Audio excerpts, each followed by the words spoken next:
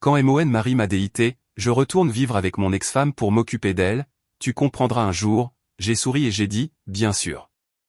J'ai même fait ses valises et je l'ai conduit là-bas.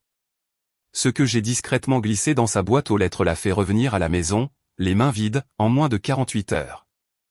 Je retourne vivre avec Cassidy pour m'occuper d'elle pendant sa convalescence. Tu comprendras un jour. Gabriel a prononcé ces mots alors que j'étais au milieu d'une gorgée de ma tisane à la camomille du mardi soir, ce qui m'a fait poser la tasse avec un contrôle délibéré plutôt que de la lui jeter à la tête. 5 ans de mariage, et il choisissait de faire exploser notre vie commune avec le ton désinvolte que quelqu'un pourrait utiliser pour annoncer qu'il change de supermarché. J'ai étudié son visage, la façon dont il n'arrêtait pas d'ajuster ses lunettes de lecture, la torsion nerveuse de son alliance, la distance prudente qu'il maintenait avec moi de l'autre côté de notre îlot de cuisine. Bien sûr, m'entendis-je dire, ma voix empreinte d'une douceur qui le fit reculer. Quand as-tu besoin de partir ? Son soulagement fut instantané et insultant. Il s'était attendu à des larmes, des accusations, peut-être même à la tasse en céramique volant près de son oreille.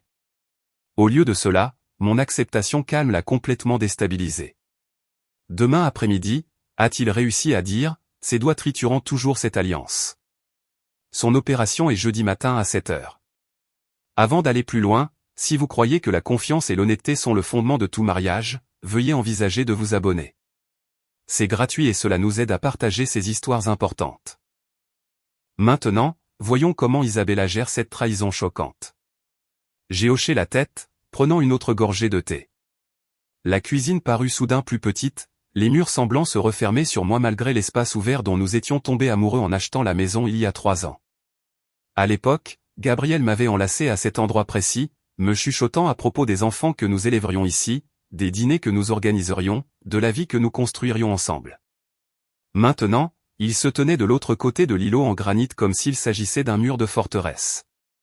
Depuis combien de temps Cassidy prépare-t-elle cette opération, ai-je demandé, mon ton conversationnel. Environ 2 mois. C'est compliqué. Quelque chose à voir avec des lésions nerveuses suite à son accident de voiture l'année dernière. Il s'animait maintenant sur le sujet, probablement reconnaissant que je participe plutôt que d'exploser. Elle a essayé de gérer avec de la kinésithérapie, mais les médecins ont finalement dit que la chirurgie était la seule option. 2 mois. Pendant que je planifiais notre voyage d'anniversaire à Napa Valley, il planifiait son exode.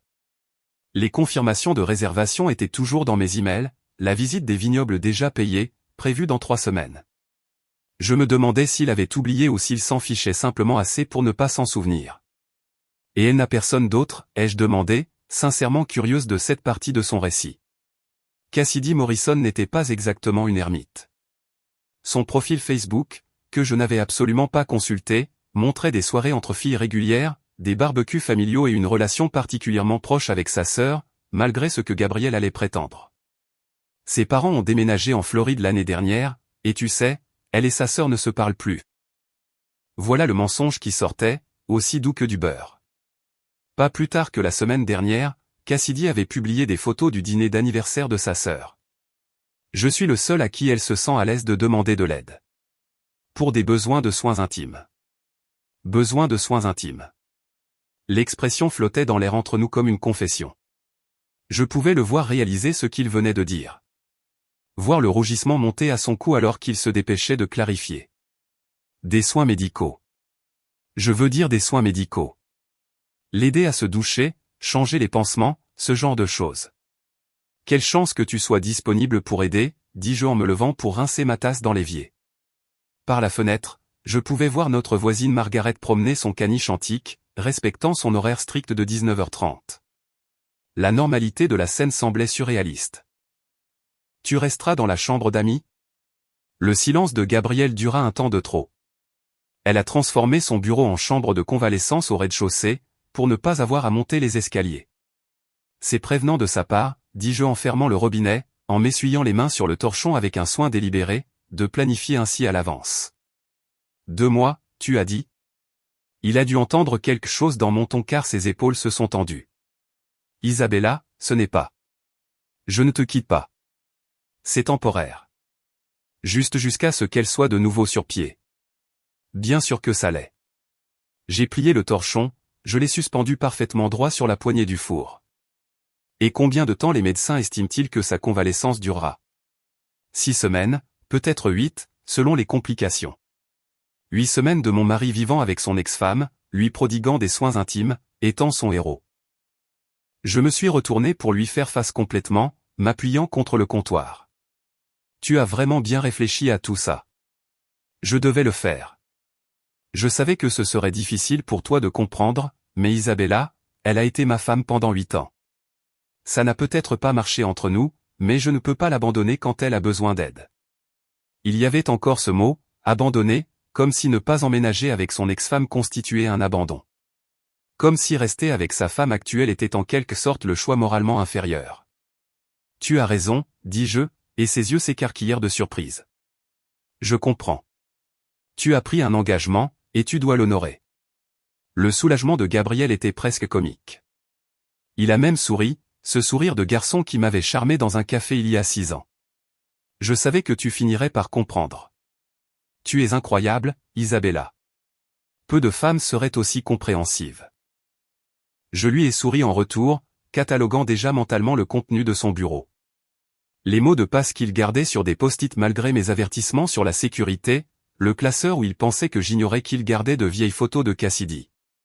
Eh bien, nous devrions alors te faire tes bagages. Tu voudras être organisé quand tu arriveras. Tu n'es pas obligé d'aider, a-t-il dit rapidement. Je sais que c'est étrange. Quel genre de femme serais-je si je n'aidais pas mon mari quand il en a besoin? Je suis passé devant lui en direction du couloir. Je vais chercher ta valise dans le placard. Tu devrais probablement appeler Cassidy et lui dire quand elle peut attendre. En montant les escaliers vers notre chambre, je l'ai entendu derrière moi, sa voix prenant déjà ses tons doux et intimes. Salut, Cass. Je lui ai parlé, elle est incroyable à ce sujet. Incroyable. C'était un mot pour décrire ce que j'étais. En entrant dans notre chambre, j'ai sorti sa grande valise du placard, celle que nous avions achetée pour notre lune de miel au Costa Rica. À l'intérieur, l'étiquette à bagages de ce voyage était toujours attachée. M et Madame Gabrielle Harrington, lisait-on, l'éternité commence aujourd'hui. L'éternité avait duré exactement 5 ans, 2 mois et 16 jours. La valise gisait ouverte sur notre lit comme une bouche, attendant d'avaler les 5 dernières années de ma vie. J'ai entendu la douche se mettre en marche dans la salle de bain principale. Le fredonnement faux de Gabriel d'une vieille chanson s'échappait de la porte. Il fredonnait toujours quand il se sentait coupable, un tic qu'il ignorait avoir. J'ai plié une autre chemise, des coins impeccables comme ma mère me l'avait appris, et les placé dans la valise à côté des autres. Son ordinateur portable était ouvert sur sa table de chevet, l'écran sombre mais non verrouillé. Gabriel n'oubliait jamais de le verrouiller, malgré mes rappels constants sur la sécurité numérique. La douche coulait toujours à flot. Il prenait de longues douches, surtout quand il avait besoin de réfléchir, ce qui signifiait que j'avais au moins 10 minutes. J'ai contourné le lit et touché le pavé tactile. L'écran s'est allumé brusquement, révélant sa boîte de réception. Tout en haut, une conversation avec Cassidy Morrison qui remontait à 2 mois. 2 mois de planification de ce moment pendant que je dormais à côté de lui chaque nuit, sans me douter de rien. L'objet du message indiquait « arrangement post-opératoire ». Assez innocent pour quiconque jetterait un coup d'œil par-dessus son épaule. J'ai cliqué pour l'ouvrir. Le dernier message de Cassidy, envoyé hier à 23h43 pendant que je dormais après le yoga, m'a tordu l'estomac. J'ai hâte de t'avoir de nouveau ici, Gab. On dirait qu'on a enfin notre seconde chance. Une fois que tu auras emménagé, nous pourrons voir où cela nous mène vraiment. La réponse de Gabriel, envoyée à 23h51 depuis la salle de bain pendant que je dormais dans la pièce voisine, Isabella ne se battra pas si on présente bien les choses. Elle est trop polie pour paraître ne pas soutenir quelqu'un qui est malade. Fais-moi confiance. Trop polie. Après 5 ans de mariage, c'était ainsi qu'il me voyait. Pas gentille, pas compréhensive, pas aimante, polie. Comme si j'étais une étrangère qui tiendrait la porte ouverte plutôt que de la laisser claquer au nez de quelqu'un. J'ai fait défiler plus loin. 15 mars, Cassidy écrivait, le docteur dit que je peux programmer l'opération n'importe quand après mai. Devrions-nous attendre après votre anniversaire?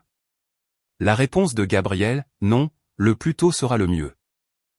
Isabella devient toujours émotive autour de notre anniversaire. Mieux vaut le faire quand elle est distraite par le travail. Ils avaient programmé mon chagrin d'amour en fonction de ma saison chargée à l'agence de marketing, comme un rendez-vous chez le dentiste coincé entre deux réunions. J'ai entendu la pression de l'eau changer dans la douche, signalant que Gabriel avait presque fini. J'ai fermé l'email, en m'assurant de le marquer comme non lu, et suis retourné plier les vêtements. Quand Gabriel est sorti, une serviette autour de la taille, les cheveux dégoulinants, il m'a trouvé en train d'organiser ses flacons de médicaments dans une trousse de voyage. « Tu n'es pas obligé de faire ça », a-t-il dit. Mais sa voix portait plus de soulagement que de protestation. « Brouillé ou omelette ?» ai-je demandé, sans lever les yeux des pilules que je triais. « Pour le petit déjeuner, je veux dire. Tu auras besoin d'un bon repas avant la route. » Isabella. Il s'est assis sur le bord du lit, des gouttelettes d'eau de ses cheveux tombant sur la couette. « Brouillé, alors. Avec cette sauce piquante que tu aimes. » J'ai refermé la trousse de médicaments d'un coup sec. Je commence à cuisiner pendant que tu t'habilles. Dans la cuisine, je me suis déplacé avec une efficacité rodée. Battu avec un filet de crème, exactement comme Gabriel les préférait. Pain au levain dans le grille-pain. Beurre ramollissant sur le comptoir. Café fort et noir en préparation. Chaque mouvement automatique, laissant mon esprit libre de traiter ce que j'avais lu. 2 mois, 8 semaines de planification minutieuse, de tromperie synchronisée. J'ai pensé à toutes les fois où il avait travaillé tard, aux conférences du week-end qui semblaient maintenant suspectement fréquentes, à la façon dont il avait été particulièrement attentionné dernièrement, la culpabilité déguisée en affection. La sonnette a retenti alors que je mettais les œufs dans l'assiette. Par la fenêtre de la cuisine, j'ai vu la Honda rouge de Maria dans l'allée. Ma meilleure amie depuis l'université avait le timing de quelqu'un qui sent les catastrophes comme les animaux sentent les tremblements de terre. Je voulais juste déposer ce livre, a annoncé Maria quand j'ai ouvert la porte. Bien que nous savions toutes les deux qu'elle n'avait jamais mentionné de livre. Ses yeux ont balayé mon sourire forcé. Les bruits de Gabriel se déplaçant à l'étage. La valise visible par l'embrasure de la porte de la chambre.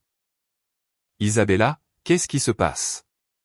Gabriel est de Cassidy pendant sa convalescence chirurgicale, dis-je, ma voix aussi vive que le soleil du matin. N'est-ce pas merveilleux de sa part? Le visage de Maria a traversé plusieurs expressions avant de se fixer sur l'incrédulité. Elle travaillait comme infirmière chirurgicale dans le même hôpital où Cassidy subissait son intervention. L'augmentation mammaire. Les mots ont atterri dans ma cuisine comme des grenades, mais j'ai continué à battre les œufs. Il a dit que c'était des lésions nerveuses dues à un accident de voiture. Isabella, Maria a baissé la voix. J'ai vu le programme des opérations. Chirurgie esthétique élective. Elle la planifie depuis des mois. Quelle délicatesse de sa part de la programmer si soigneusement, dis-je, ajoutant du sel aux œufs d'une main ferme. Maria me fixait. Nous nous connaissions depuis 12 ans, à travers les mauvais petits amis et les pires décisions, à travers son divorce et la mort de mon père. Elle connaissait mes visages, tous, y compris celui-ci, le calme avant que je ne brûle tout. « Veux-tu que je reste ?» demanda-t-elle doucement. « Pas besoin. Gabriel a besoin d'un bon petit déjeuner avant sa mission de miséricorde. » J'ai versé les œufs dans la poêle chaude, le grésillement remplissant le silence. Après le départ de Maria, qui m'a serré la main fermement en murmurant « Appelle-moi », j'ai servi son petit déjeuner à Gabriel.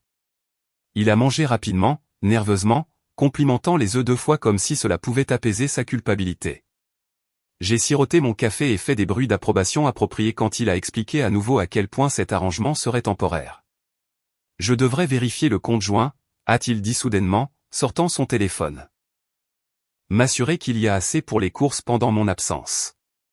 Je l'ai regardé faire défiler notre application bancaire, j'ai vu son visage rester soigneusement neutre en consultant le solde.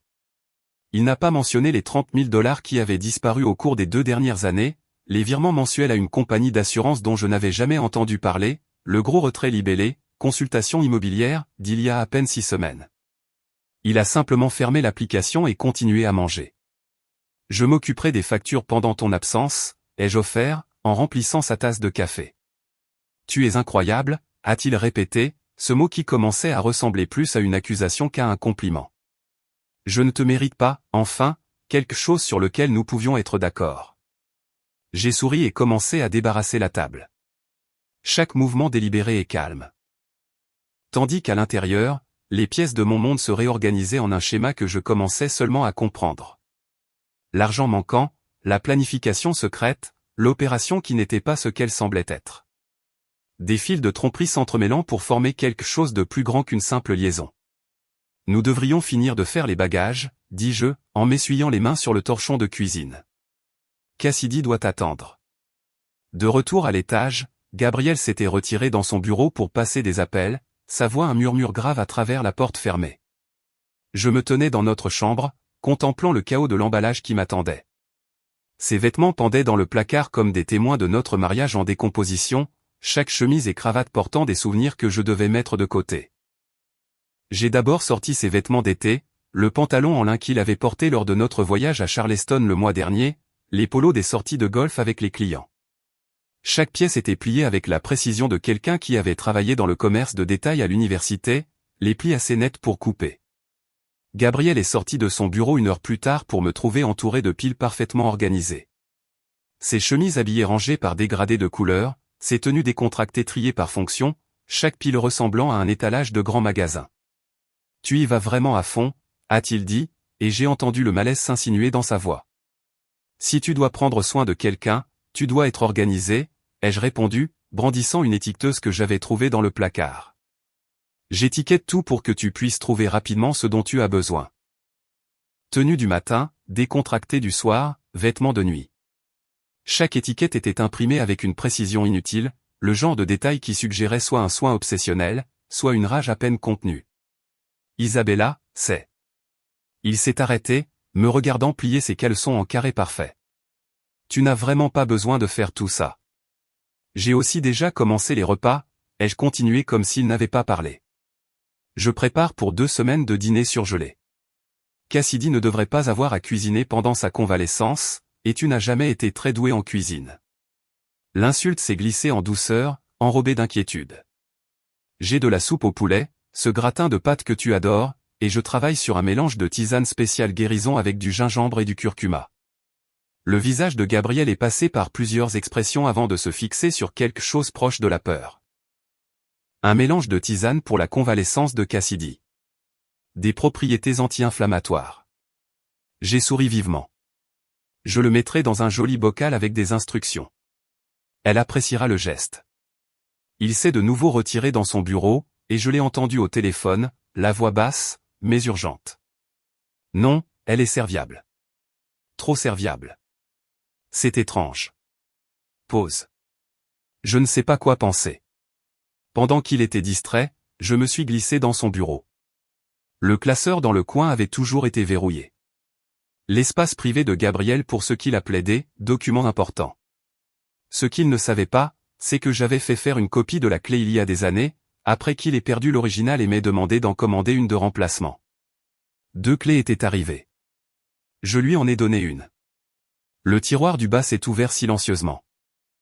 Derrière des déclarations d'impôts d'il y a 3 ans, derrière de vieilles garanties et des manuels d'instruction, mes doigts ont trouvé un dossier qui semblait différent.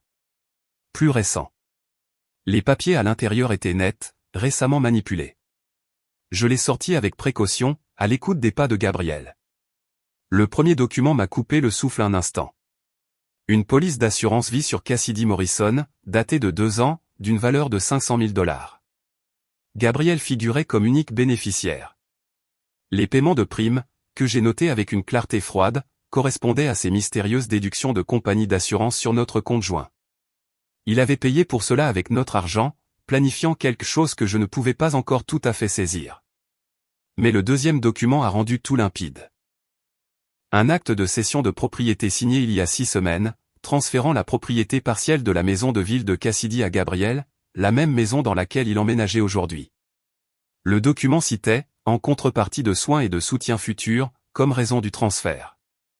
Il y a 6 semaines, nous célébrions notre anniversaire dans ce restaurant français hors de prix du centre-ville.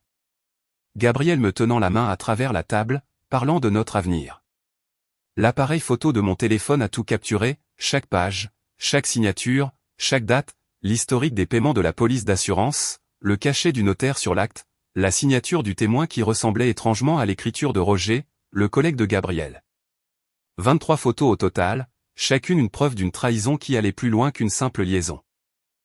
J'ai entendu les pas de Gabriel dans le couloir et j'ai rapidement tout remis exactement comme je l'avais trouvé. Le dossier est retourné derrière les déclarations d'impôts, le tiroir a été verrouillé, et j'examinais sa bibliothèque quand il a ouvert la porte. Tu trouves quelque chose? Sa voix avait une pointe de suspicion. Ce livre de référence médicale que tu as acheté l'année dernière, dis-je, passant mon doigt le long des dos des livres. Je pensais que ça pourrait être utile pour comprendre les besoins de convalescence de Cassidy. Il s'est visiblement détendu. Il est dans le garage, je crois. Mais vraiment, le médecin fournira toutes les informations. Bien sûr. Je suis passé devant lui vers la porte. Je devrais vérifier la soupe. En bas, j'ai mis la soupe au poulet fraîchement préparée dans des récipients, chacun étiqueté avec des instructions de chauffage de ma plus belle écriture. Mon téléphone a vibré. Mère appelait, son timing impeccable comme toujours. J'ai répondu avec une gaieté forcée. Salut, maman. Isabella, quelque chose ne va pas. Je le sens. 30 ans d'instinct maternel condensé en un seul appel téléphonique. Tout va bien. En fait, Gabriel fait quelque chose de vraiment noble. J'ai laissé l'admiration s'infiltrer dans ma voix. Son ex-femme, Cassidy, a besoin d'aide après une opération, et il se dévoue pour s'occuper d'elle. N'est-ce pas merveilleux? Le silence à l'autre bout du fil a duré 3 secondes. Il fait quoi? Il emménage temporairement pour l'aider dans sa convalescence. C'est ce que toute personne décente ferait. Je savais que ma mère serait au téléphone avec son club de lecture en quelques minutes. La nouvelle se répandrait dans notre cercle social comme une traînée de poudre. Le geste noble de Gabriel serait discuté autour d'un verre de vin et de jugement avant même qu'il n'arrive chez Cassidy. Isabella Marie, la voix de ma mère a pris son ton sérieux, celui qu'elle utilisait quand elle me surprenait à faire le mur au lycée. À quoi tu joues? Je soutiens la décision de mon mari d'aider quelqu'un dans le besoin, ai-je répondu, ajoutant un autre récipient de soupe à la collection grandissante. Ne ferais-tu pas la même chose pour papa? Elle a fait un bruit qui aurait pu signifier n'importe quoi. Tu m'appelles si tu as besoin de moi. Bien sûr, maman. Embrasse papa pour moi. J'ai raccroché et suis retourné à la préparation des repas. Lasagnes assemblées avec des couches aussi précises que mes vêtements pliés. Curry de légumes portionnés en portions individuelles. Tout ce dont Gabriel aurait besoin pour 2 semaines de confort domestique tout en jouant à la maison avec une autre femme. Le mélange de tisane a été préparé en dernier. Camomille pour le calme, gingembre pour l'inflammation, poudre de miel pour la douceur, et juste une touche de lavande pour le sommeil. Rien de nocif, rien qui ne blesserait personne. Juste un remède doux emballé dans un bocal en verre avec une étiquette peinte à la main pour « guérison et nouveau départ ». Gabriel m'a trouvé en train de tout arranger dans une glacière avec des pains de glace. C'est trop, a-t-il dit, mais sa protestation sonnait creux. C'est exactement assez, ai-je corrigé, fermant la glacière d'un coup sec et décisif. Voilà, tout est prêt pour demain. Le mercredi matin est arrivé avec un soleil moqueur qui filtrait à travers les fenêtres de notre chambre. Gabriel était déjà réveillé, assis sur le bord du lit dans son pantalon kaki fraîchement repassé et la chemise bleue que j'avais repassée la veille. La même chemise qu'il avait portée à son premier dîner avec mes parents il y a 4 ans. Maintenant, il l'a portée pour emménager avec une autre femme. Un café, ai-je demandé, connaissant déjà la réponse. Gabriel avait besoin de son café du matin comme d'autres ont besoin d'oxygène, de sucre, un nuage de crème, servi dans la tasse oncle que son frère lui avait offerte.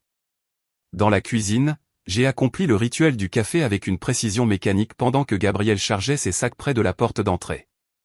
La glacière de repas préparée était prête sur le comptoir. Le bocal en verre de tisane de guérison était niché dessus comme le joyau de la couronne du martyr. Je l'ai entendu grogner légèrement en soulevant sa valise, celle remplie de vêtements que j'avais pliés comme si je préparais un soldat pour la guerre. Ma voiture est toujours au garage, a annoncé Gabriel quand je lui ai tendu son café, bien que nous sachions tous les deux que je l'avais vu garer à son bureau hier en passant devant. Ça te dérangerait de me conduire? Le mensonge flottait entre nous, évident et insultant, mais j'ai souri. Bien sûr, nous devrions probablement prendre la glacière aussi. Tout est prêt. Pendant les 20 minutes de trajet jusqu'à la maison de ville de Cassidy, Gabriel s'est transformé à chaque kilomètre loin de notre maison. Ses épaules se sont détendues, sa respiration s'est approfondie, ses doigts ont cessé de taper nerveusement sur son genou. Au moment où nous avons atteint l'autoroute, il fredonnait même à nouveau. Cette même mélodie coupable de la douche d'hier. C'est vraiment moderne de notre part, a-t-il dit alors que nous passions la sortie du centre-ville. La plupart des gens ne comprendraient pas ce genre d'arrangement. Nous ne sommes pas la plupart des gens, ai-je répondu, gardant les yeux sur la route tout en mémorisant chaque détail de son soulagement. La façon dont il vérifiait constamment son téléphone, probablement des textos de Cassidy, le léger sourire qui jouait au coin de sa bouche. L'alliance qu'il avait déplacée à sa main droite quelque temps ce matin, pensant que je ne le remarquerais pas. Le lotissement de Cassidy est apparu comme un mirage de médiocrité, des rangées sans fin de façades beige et grises avec de minuscules parcelles de gazon réglementé. Son unité se trouvait au bout de Rosewood Court, un nom qui suggérait une élégance que le quartier ne pouvait pas offrir. Je me suis garé dans son allée derrière une BMW qui n'était certainement pas la lors de ses prétendues difficultés financières dont elle avait parlé sur Facebook l'année dernière. Avant même que Gabriel ait pu déboucler sa ceinture, la porte d'entrée s'est ouverte. Cassidy se tenait dans l'encadrement de la porte comme si elle avait attendu à la fenêtre, guettant notre arrivée. Elle portait un pyjama en soie couleur champagne, ses cheveux blonds parfaitement bouclés, son visage entièrement maquillé avec le genre d'application soignée qui prend 1 heure au minimum. Pour quelqu'un qui se remet d'une opération, elle ressemblait remarquablement à quelqu'un se rendant à un brunch dans un restaurant haut de gamme. Gabriel. Sa voix a traversé la petite pelouse avec une faiblesse étudiée. Je commençais à m'inquiéter. Elle s'est déplacée vers nous à pas prudents, une main pressée sur son côté dans un geste de douleur qui ne correspondait pas tout à fait à la fluidité de sa démarche. Gabriel a pratiquement bondi de la voiture pour la rejoindre, ses mains planant près de ses coudes comme si elles pouvaient s'effondrer à tout moment. « Fais attention », murmura-t-il. Et j'ai regardé Cassidy se pencher contre lui avec une fragilité calculée. Isabella. Cassidy m'a finalement reconnu, ses yeux verts me balayant avec le genre d'évaluation que les femmes réservent à leurs rivales. Tu es un tel ange de comprendre. Peu d'épouses seraient aussi évoluées. J'ai sorti la glacière du siège arrière. Mes mouvements délibérément joyeux. Nous faisons tout ce que nous devons faire. Gabriel me dit que ta convalescence pourrait être difficile. Oh, ça a été horrible, a soupiré Cassidy, bien que sa respiration ne montrait aucun signe de difficulté post-chirurgicale. La douleur est tout simplement insupportable par moments. J'arrive à peine à me débrouiller seul. En entrant, j'ai tout catalogué. Le fauteuil roulant placé bien en évidence dans le salon mais ne montrant aucun signe d'utilisation. Son étiquette de prix hâtivement retirée mais laissant des résidus d'adhésif. Des flacons de médicaments disposés sur la table basse comme des accessoires. Leurs étiquettes tournées vers l'extérieur pour une visibilité maximale. Des fleurs fraîches dans chaque pièce, le genre d'arrangement coûteux qui suggérait que des visiteurs étaient attendus. L'installation de convalescence était aussi mise en scène qu'une salle d'exposition de meubles. Laisse-moi t'aider avec les sacs, ai-je offert, suivant Gabriel jusqu'à la voiture pendant que Cassidy se posait décorativement sur le canapé.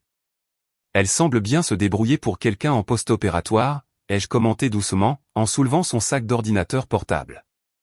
La mâchoire de Gabriel s'est crispée. La convalescence affecte tout le monde différemment.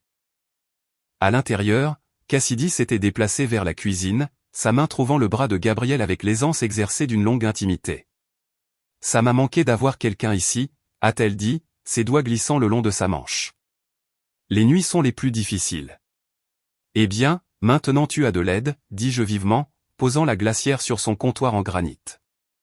J'ai préparé 2 semaines de repas, et ça, j'ai brandi le bocal en verre, c'est une tisane spéciale guérison, gingembre, curcuma, camomille, très apaisante. Le sourire de Cassidy s'est crispé sur les bords. Quelle attention. Je devrais y aller, ai-je annoncé après avoir aidé à ranger les affaires de Gabriel dans ce que Cassidy appelait la chambre d'amis, mais qui avait clairement été redécorée récemment avec de nouveaux draps et de la peinture fraîche. Je vous laisse vous installer. Gabriel m'a raccompagné jusqu'à la porte, son soulagement à mon départ palpable. Je t'appellerai plus tard, a-t-il dit, le mensonge confortable sur ses lèvres. Prends tout le temps dont tu as besoin, ai-je répondu assez fort pour que Cassidy entende. Je me suis rendu à un petit café que j'avais remarqué en chemin, à 2 pâtés de maison. La foule de l'après-midi n'était pas encore arrivée, me donnant de l'intimité dans une banquette d'angle avec mon ordinateur portable et le dossier que j'avais caché dans mon sac à main. Chaque photographie d'hier a été transférée sur un nouveau compte email, sauvegardée sur un service cloud, les preuves conservées en triple exemplaire. L'enveloppe Kraft que j'avais achetée ce matin-là est sortie ensuite. À l'intérieur, j'ai mis des copies imprimées de tout. La police d'assurance vie avec les registres de paiement surlignés, l'acte de propriété avec un post-it disant « timing intéressant ». Transfert de propriété 6 semaines avant une chirurgie élective. Des captures d'écran de leurs emails de planification avec l'évaluation cruelle de Gabrielle sur ma politesse surlignée en jaune. Mais le chef-d'œuvre était le propre Instagram de Cassidy. 3 jours avant sa prétendue opération d'urgence, elle avait posté des photos d'une dégustation de vin à Napa. Son sourire radieux et le verre de Cabernet à la main ne suggéraient pas quelqu'un se préparant à une intervention médicale urgente. Je les ai imprimés aussi, ajoutant une autre note. Rétablissement remarquable de cette dégustation de vin. La pièce finale de mon paquet était la note manuscrite sur du papier cartonné couleur crème que j'avais acheté spécifiquement pour ce moment. Mon écriture, délibérément modifiée pour être méconnaissable, énonçait l'avenir de Cassidy avec une précision chirurgicale. Cassidy, vous devriez savoir que Gabrielle a souscrit une police d'assurance vie de 500 000 $ sur vous il y a 2 ans, payée avec les biens matrimoniaux. Combiné au transfert de propriété, cela crée une situation financière intéressante. Peut-être devriez-vous demander pourquoi une femme en bonne santé a besoin d'un soignant qui profite de sa mort.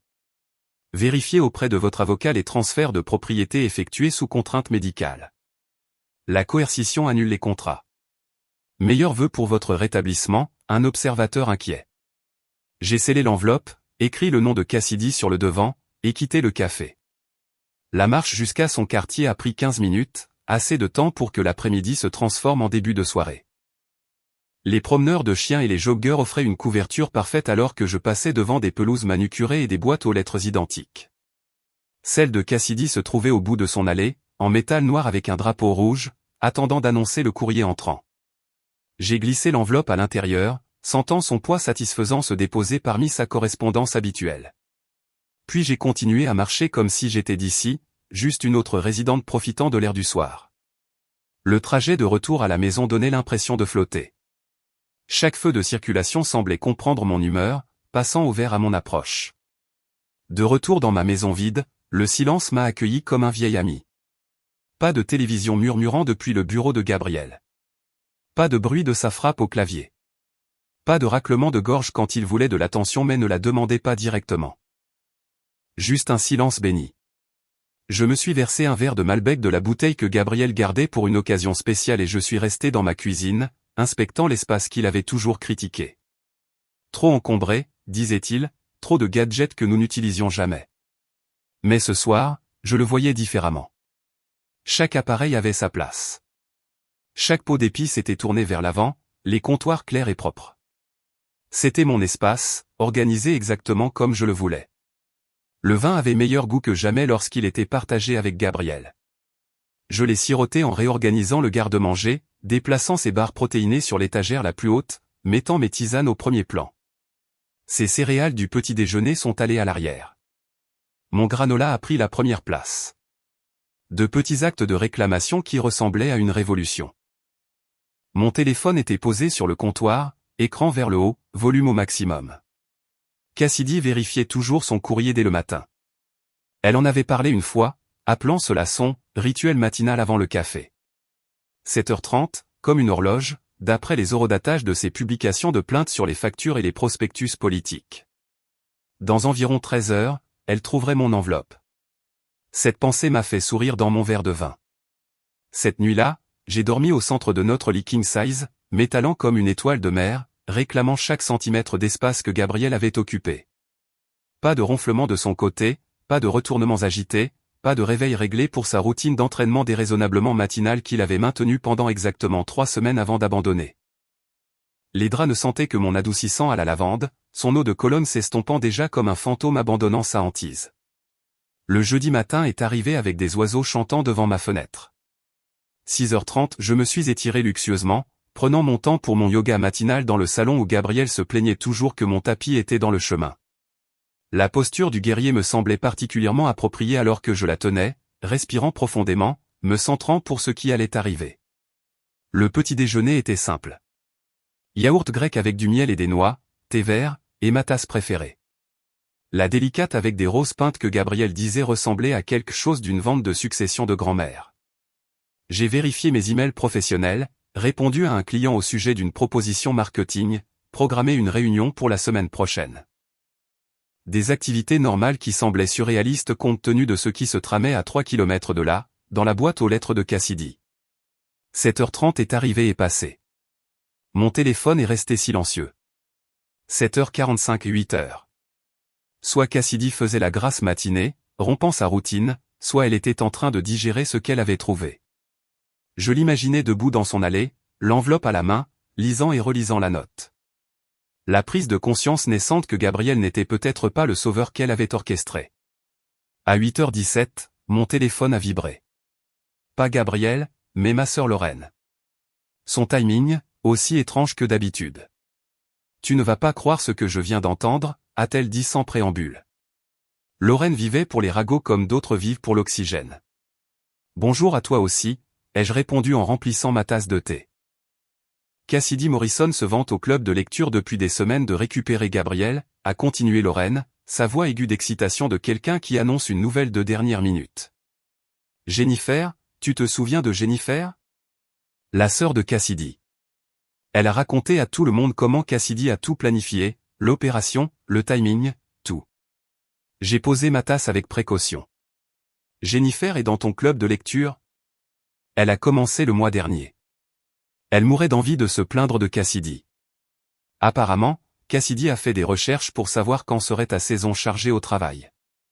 A planifié l'opération pour un impact maximal.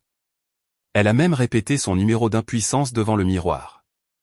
Selon Jennifer. La confirmation de ce que je soupçonnais aurait dû faire mal, mais au lieu de cela, je l'ai ressenti comme une validation. Chaque instinct que j'avais eu était correct. C'est assez élaboré, dis-je doucement. Isabella, elle planifie ça depuis plus d'1 an. Jennifer a dit que Cassidy a engagé un détective privé pour suivre les habitudes de Gabriel. A appris vos problèmes de couple. Nous n'avions pas de problème de couple, ai-je interrompu. Bourne a fait une pause. Vous n'en aviez pas? Pas avant hier.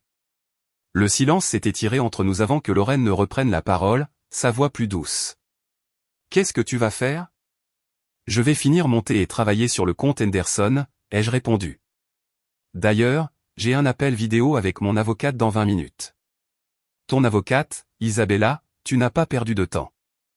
Pourquoi le ferais-je? Gabriel a fait son choix. Je ne fais que réagir en conséquence.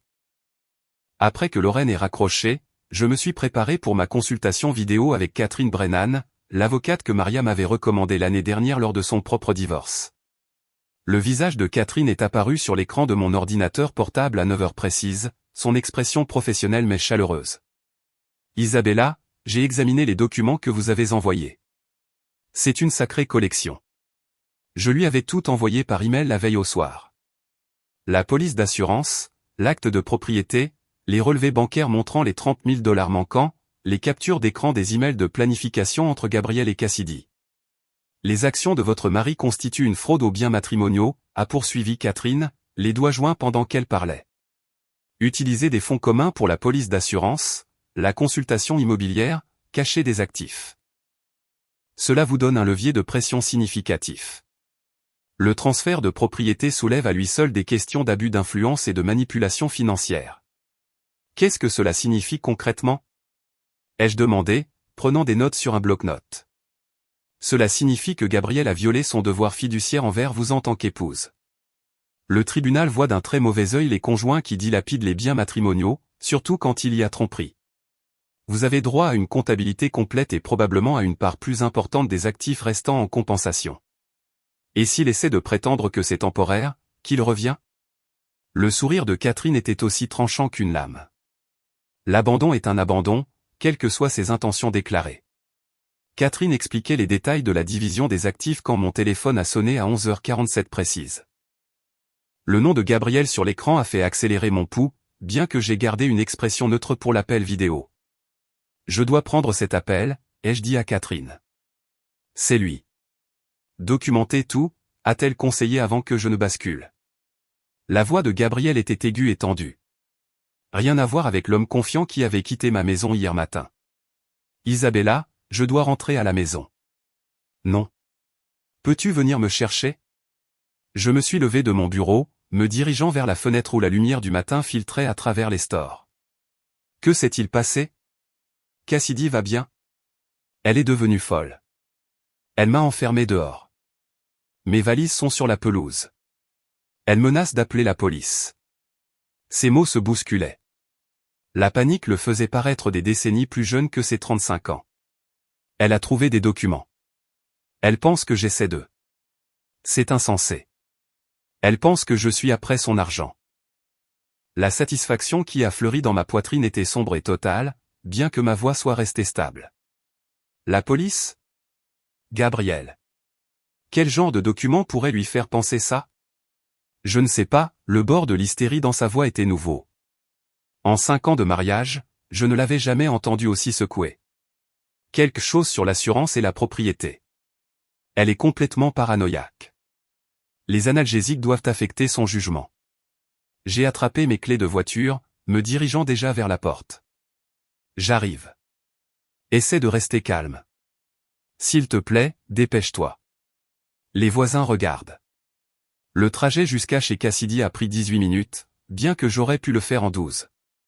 Chaque feu rouge me donnait le temps de composer mon visage en une expression appropriée d'inquiétude mêlée de confusion.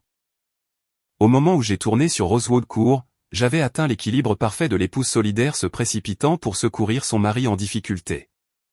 La scène qui m'a accueilli était meilleure que tout ce que j'aurais pu imaginer. Gabriel était assis sur ses valises au bout de l'allée de Cassidy, les épaules voûtées, ressemblant exactement à un bagage perdu que personne ne voulait réclamer. Sa chemise parfaitement repassée d'hier était froissée. Ses cheveux en désordre comme s'il y avait passé ses mains à plusieurs reprises. 2 voisins se tenaient dans leurs allées, prétendant vérifier leur courrier tout en lorgnant manifestement le drame. À travers la fenêtre de Cassidy, je pouvais la voir faire les 100 pas, le téléphone collé à l'oreille, gesticulant sauvagement de sa main libre. Même depuis la voiture, son agitation était visible dans chaque mouvement. Le pyjama en soie d'hier avait été remplacé par des vêtements normaux. Le numéro de l'invalide apparemment oublié dans sa rage. Je me suis garé et me suis approché de Gabriel à pas mesurés, consciente de notre public. « Oh, Gabriel » dis-je assez fort pour que les voisins entendent. Que diable s'est-il passé? Il s'est levé rapidement, manquant de trébucher sur ses propres bagages. Elle est juste devenue folle. Une minute elle allait bien, la suivante elle criait à la fraude et jetait mes affaires dehors. Ses yeux se sont tournés vers la fenêtre où Cassidy avait cessé de faire les 100 pas pour nous foudroyer du regard. Nous devons partir maintenant. J'ai ramassé un de ses sacs, notant comment il a tressailli quand la porte d'entrée de Cassidy s'est légèrement ouverte, puis a claqué à nouveau. Bien sûr.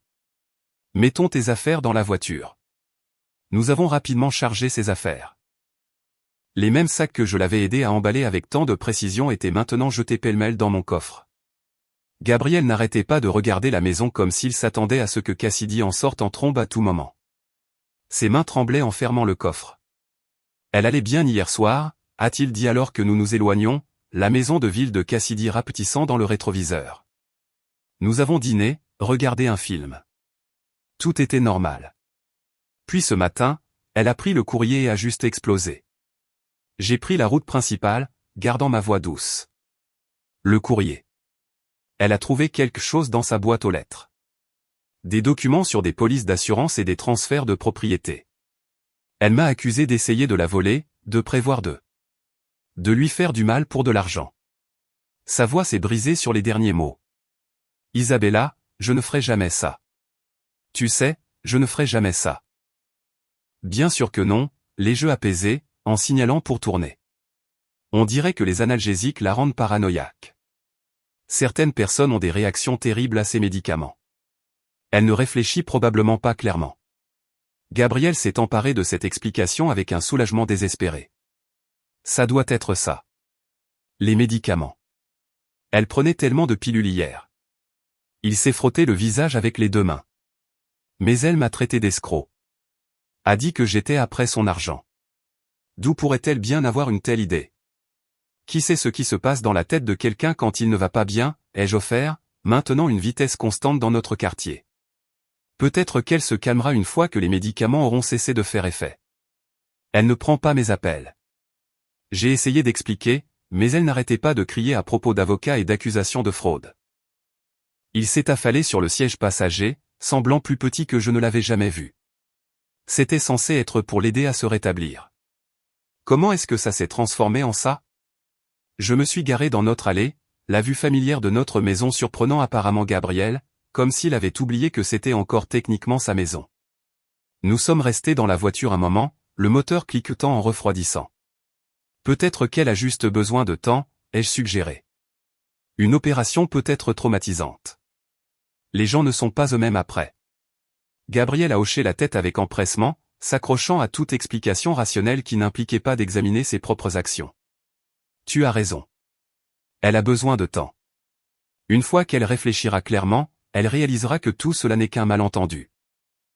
Alors que nous déchargions ses sacs, Madame Patterson est apparue avec son vieux cocker spaniel, Butterscotch, chronométrant parfaitement sa promenade pour croiser notre arrivée. Madame Patterson vivait dans notre rue depuis 30 ans et possédait un réseau de renseignements qui rendrait la scia jalouse. Isabella, Gabriel, a-t-elle appelé, sa voix portant ce ton particulier de quelqu'un qui feint la surprise tout en livrant un potin. J'ai entendu dire qu'il y a eu pas mal d'agitation chez les Morrison ce matin.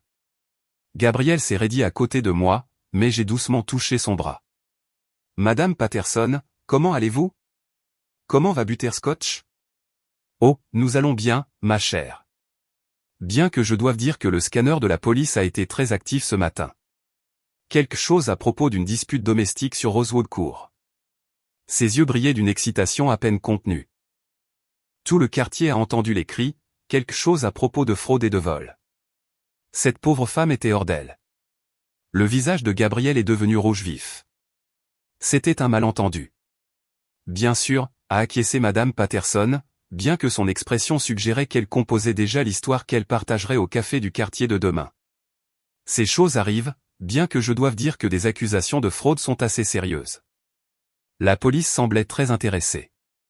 Nous devrions rentrer, ai-je dit à Madame Patterson, en désignant les sacs de Gabriel éparpillés sur notre allée. La matinée a été longue. Elle a hoché la tête d'un air entendu, tirant sur la laisse de Butterscotch. Bien sûr, ma chère. Prenez soin de vous. Son regard d'adieu à Gabriel suggérait qu'elle l'avait déjà condamné devant le tribunal de l'opinion du quartier.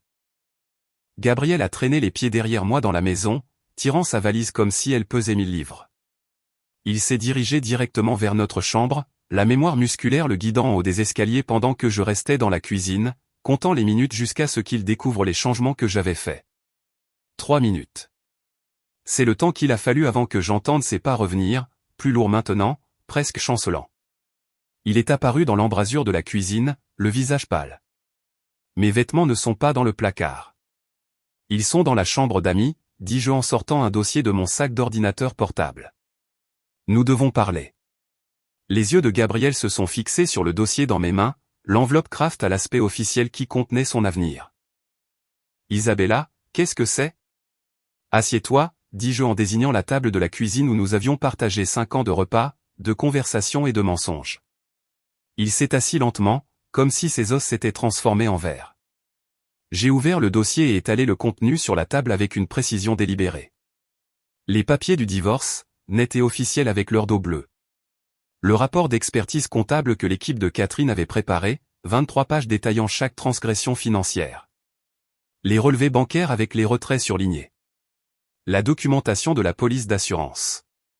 L'acte de transfert de propriété. Un catalogue complet de la trahison, documenté en noir et blanc. Le visage de Gabriel s'est transformé alors qu'il assimilait ce qui se trouvait devant lui. D'abord la confusion, ses sourcils se fronçant alors qu'il essayait de donner un sens au papier. Puis le choc, sa bouche s'ouvrant légèrement en reconnaissant les documents d'assurance. La colère a éclaté ensuite, sa mâchoire se crispant en voyant les relevés bancaires. Enfin, alors que toute l'étendue de sa mise à nu devenait claire, son expression s'est effondrée en quelque chose de pathétique et de suppliant. « Où as-tu eu ça ?» Sa voix n'était qu'un murmure. « De ton classeur, celui dont tu pensais que je n'avais pas la clé. » Je me suis assise en face de lui, maintenant le même calme que j'avais montré depuis mardi soir. Les papiers du divorce sont nouveaux, bien sûr. Mon avocate les a rédigés ce matin. Ton avocate? Il a levé les yeux brusquement. Tu as déjà vu un avocat? Tu as emménagé avec une autre femme, Gabriel. Qu'est-ce que tu t'attendais à ce que je fasse? Attendre patiemment que tu reviennes? Ses mains tremblaient en prenant le rapport d'expertise comptable. Ça dit que j'ai détourné 30 000 $. 32 467 $ pour être précise, sur 2 ans. Des primes d'assurance pour une police sur Cassidy. Des frais de consultation immobilière qui ont mystérieusement coïncidé avec son transfert d'actes. Diverses autres dépenses qui n'avaient rien à voir avec notre mariage mais tout à voir avec tes plans avec elle. La maison, dit-il soudainement, regardant notre cuisine comme s'il la voyait pour la première fois. C'est notre maison. Non, Gabriel. C'est ma maison. Achetée avant notre mariage avec mon héritage de ma grand-mère. Tu n'as jamais contribué au paiement de l'hypothèque, qui provenait de mon compte personnel, pas de nos finances communes. Tu es maintenant un locataire ici, et tu as 30 jours pour trouver un autre logement. La couleur a complètement quitté son visage. Tu ne peux pas faire ça. Je peux et je le fais. Les comptes joints ont été gelés en attendant la division des actifs. Bien que, compte tenu de l'expertise comptable, mon avocate pense que le tribunal sera très intéressé par ta mauvaise conduite financière. Fraude aux biens matrimoniaux, c'est comme ça qu'elle l'a appelé. Gabriel s'est levé brusquement, la chaise raclant contre le sol. Tu as planifié ça. Tu savais pour l'opération de Cassidy, pour tout. Je savais ce que tu as choisi de me montrer, dis-je calmement. Ton ordinateur portable était ouvert.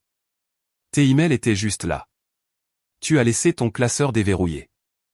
Tu as rendu remarquablement facile de comprendre exactement ce que toi et Cassidy planifiez. Les documents, dit-il, la réalisation se faisant jour avec une horrible clarté. Ce que Cassidy a trouvé dans sa boîte aux lettres. C'était toi. J'ai légèrement incliné la tête. J'ai simplement veillé à ce que toutes les personnes impliquées disposent de toutes les informations nécessaires pour prendre des décisions éclairées. N'est-ce pas ce que tu prétendais faire? Faire le choix mature et éclairé d'aider quelqu'un dans le besoin. Tu as tout détruit, a dit Gabriel, sa voix s'élevant. Tu as retourné Cassidy contre moi. Je n'ai retourné personne contre toi. J'ai juste fait en sorte que Cassidy soit au courant de la police d'assurance vie que tu as souscrite sur elle, celle d'une valeur d'un demi-million de dollars avec toi comme unique bénéficiaire. Toute personne raisonnable trouverait cela préoccupant, tu ne penses pas? Surtout combiné avec le transfert de propriété. Le téléphone de Gabriel a vibré sur la table. Il l'a attrapé et j'ai vu son visage devenir encore plus pâle en lisant. Il a tourné l'écran vers moi. La publication Facebook de Cassidy gagnait déjà en popularité. Postée il y a quelques minutes à peine. Avertissement à toutes les femmes, commençait elle, en majuscule. Gabriel Harrington est un escroc qui a essayé de me soutirer ma maison et a souscrit une assurance vie sur moi à mon insu. Il a utilisé l'argent de sa femme pour la payer tout en prévoyant de la quitter. Reçu joint. En dessous se trouvaient des photos de chaque document de l'enveloppe que j'avais laissée dans sa boîte aux lettres, la police d'assurance, l'acte de propriété, même des captures d'écran de leurs emails discutant de leurs plans. Les commentaires s'accumulaient déjà. Nos amis communs exprimant choc, colère, incrédulité. Ma réputation, a murmuré Gabriel, en faisant défiler la tempête de commentaires grandissante. Ma carrière. Tout le monde va voir ça. Oui, ai-je convenu. Ils le verront. Son téléphone a sonné. Le nom de son frère est apparu à l'écran.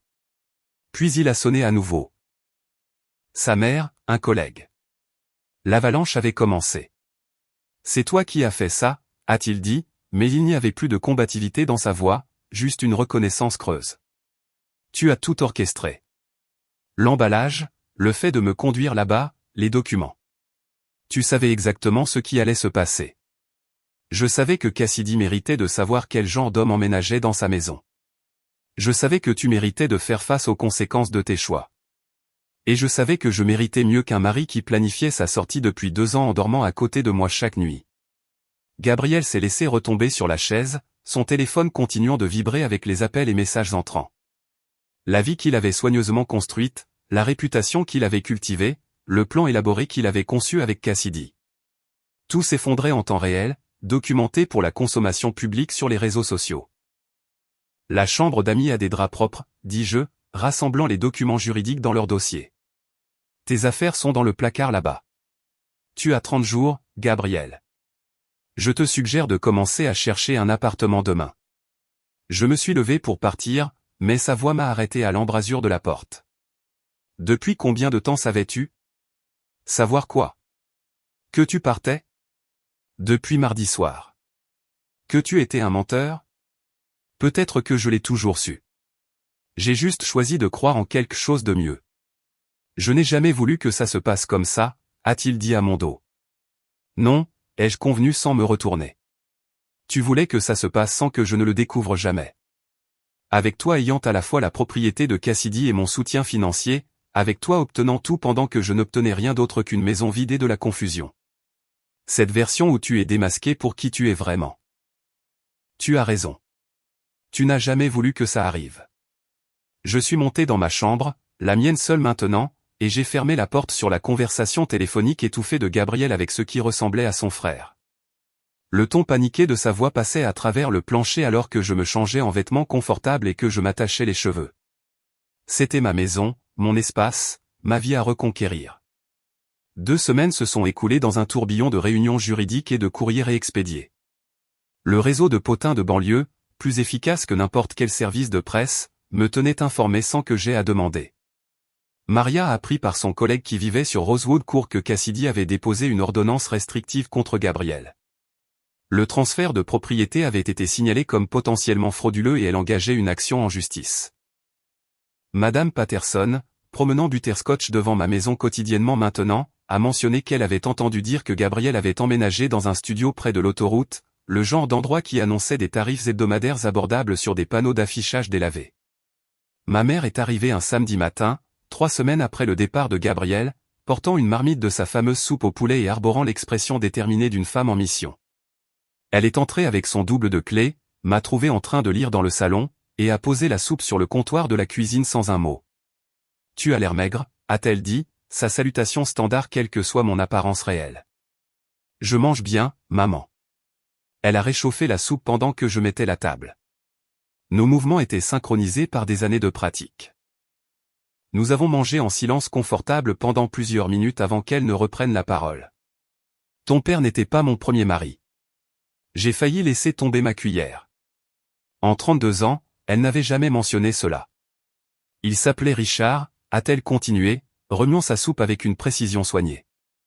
Charmant, ambitieux, tout ce qu'une jeune femme pense vouloir.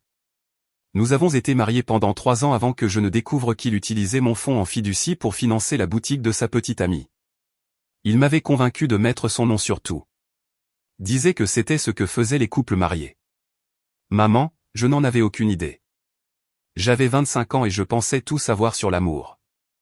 Elle a levé les yeux vers moi et j'ai vu ma propre expérience récente se refléter dans ses yeux. Le matin où j'ai découvert, j'ai voulu brûler ses vêtements sur la pelouse, lui crier dessus devant ses collègues, m'assurer que tout le monde sache quel genre d'homme il était. Que as-tu fait? J'ai tout documenté, calmement, soigneusement. Puis je lui ai signifié les papiers du divorce à l'inauguration de la boutique de sa petite amie, devant tous leurs investisseurs. Un petit sourire a joué sur ses lèvres. La boutique a fermé en moins de 6 mois. Richard a déménagé en Ohio et est devenu vendeur de voitures d'occasion. La dernière fois que j'ai entendu parler de lui, il en était à son 3e mariage. Et papa? J'ai rencontré ton père 2 ans plus tard. À ce moment-là, je connaissais la différence entre le charme et le caractère. Elle a tendu la main à travers la table et m'a serré la main. La meilleure vengeance est de bien vivre pendant qu'ils vivent avec leur choix. Isabella, tu le fais déjà. La validation dont je ne savais pas que j'avais besoin m'a envahi. Ma mère, la femme qui m'a appris à plier les draps et à ne jamais quitter la maison sans rouge à lèvres, comprenait exactement ce que j'avais fait et pourquoi. Plus tard dans l'après-midi, mon téléphone a vibré avec un texto de Jennifer, la sœur de Cassidy du club de lecture de Lorraine. Cassidy veut te faire savoir quelque chose. Puis-je lui donner ton numéro? J'ai réfléchi un instant avant de répondre. Elle peut m'envoyer un email. Le message est arrivé ce soir-là, envoyé d'une nouvelle adresse email sans objet. Isabella, je ne t'insulterai pas avec des excuses. Nous savons toutes les deux ce que j'ai fait et ce que j'avais l'intention de faire. Mais tu m'as sauvé de quelque chose de potentiellement dangereux. La police d'assurance, le transfert de propriété. Mon avocat dit que ça aurait pu être catastrophique si je l'avais laissé rester. J'ai tout publié en ligne, pas pour le drame, mais pour avertir les autres. Gabriel Harrington est un prédateur au masque agréable. Merci d'avoir retiré ce masque. Je déménage au Colorado le mois prochain. Nouveau départ. Cassidy. Je l'ai lu 2 fois avant de le supprimer. Aucune réponse n'était nécessaire. Cassidy et moi n'allions pas devenir amis, liés par la trahison de Gabriel. Nous n'étions que 2 femmes qui avaient appris une leçon coûteuse sur la différence entre ce que les hommes disent et ce qu'ils font.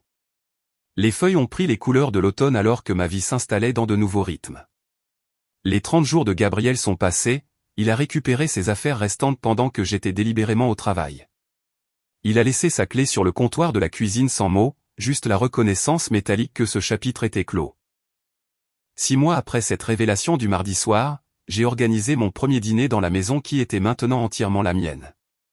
Maria a amené son nouveau petit ami, un pédiatre qui riait de ses blagues et la regardait comme si elle était la 8e merveille du monde. Lorraine est venue avec son mari et une bouteille de vin assez chère pour montrer qu'elle célébrait ma liberté. Même Madame Patterson a été invitée, régalant tout le monde avec les potins du quartier tout en prétendant qu'elle n'avait pas été mon réseau d'espionnage pendant les jours sombres. La maison semblait différente maintenant, plus légère. J'avais repeint les murs dans des couleurs que Gabriel avait qualifiées de « trop audacieuses », accroché des œuvres d'art qu'il jugeait « trop modernes », et transformé son bureau en une salle de lecture avec des étagères du sol au plafond. Chaque coin reflétait mes choix, mon goût, ma vie. Un toast, a annoncé Maria, levant son verre alors que nous nous rassemblions dans le salon après le dîner. À Isabella, qui nous a tous montré que parfois, la meilleure réponse à la trahison n'est pas la vengeance, mais la révélation. Nous avons trinqué, le son cristallin dans ma maison paisible. Par la fenêtre, je pouvais voir les lumières de la ville s'étendre au loin.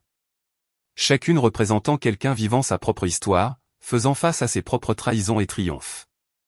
Quelque part en ville, Gabriel apprenait qu'une réputation une fois brisée ne pouvait être reconstruite avec des explications ou des excuses. Son profil LinkedIn était devenu sombre après que trop de gens aient partagé la publication d'avertissements de Cassidy. L'agence de marketing où il avait travaillé lui avait discrètement suggéré de chercher des opportunités ailleurs. Cassidy avait en effet déménagé au Colorado, laissant derrière elle une maison de ville qui ne contenait plus ni profit ni promesse pour les manigances de Gabriel. Je suis resté dans ma cuisine après le départ de tout le monde, lavant les verres à vin à la main, trouvant du réconfort dans ce simple rituel. La maison était silencieuse mais pas vide.